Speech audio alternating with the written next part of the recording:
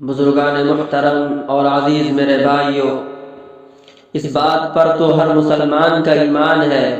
کہ قرآن کریم ایک مکمل دستور حیات ہے، ایک ایسا دستور حیات جس پر عمل کر کے انسان دنیا اور آخرت دونوں میں کامیابی اور امن و سکون کی ضمانت حاصل کر سکتا ہے۔ میرے بھائیوں، قرآن کریم نے جس دستور حیات کی طرف انسان کی رہنمائی کی ہے اسے خود 3 مختصر لفظوں میں سمیٹ دیا ہے۔ اللہ تعالیٰ کا ارشاد ہے ان الحکم الا للہ، یعنی حاکمیت صرف اللہ کی ہے۔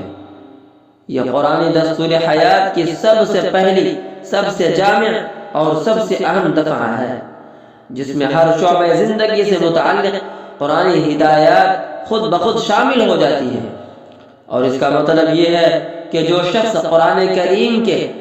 دی ہوئی نظام زندگی سے مستفیض ہونا چاہتے ہیں، اسے سب سے پہلے اپنے دل میں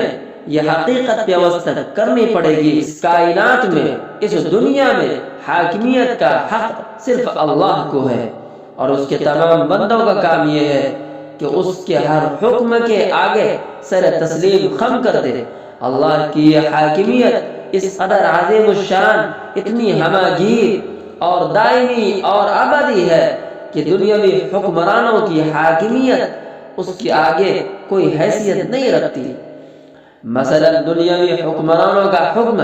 انسانوں کی صرف ظاہری زندگی پر چلتا ہے، باطنی زندگی پر نہیں چلتا۔ چنانچہ دنیا کا کوئی قانون انسان کی پوشیدہ زندگی، اس کے اخلاق اور اس کے ذہن و فکر کو گرفت میں نہیں لے سکتا، لیکن اللہ تعالیٰ کی حاکمیت انسان کی ظاہری زندگی سے لے کر اس کے اخلاق و مزاج اور اس کے قلب و ذہن کے نہا خانوں تک کو محیط ہے۔ زندگی کا کوئی سانس اس کی گرفت سے باہر نہیں، اور اس کا تقاضا یہ ہے کہ انسان دفتر میں ہو یا بازار میں ہو، اقتدار کے کرسی پر ہو یا عوامی اسٹیج پر، گھر والوں کے ساتھ ہو یا تنہائی میں، وہ جہاں کہیں ہو، اپنے ہر قول و فعل اور سوچ بچار میں اپنے آپ کو اللہ کا تابع فرمان سمجھے، اور یہ یقین رکھے ان السمع والبصر والفؤاد کل اولئک کان عنہ مسئولا،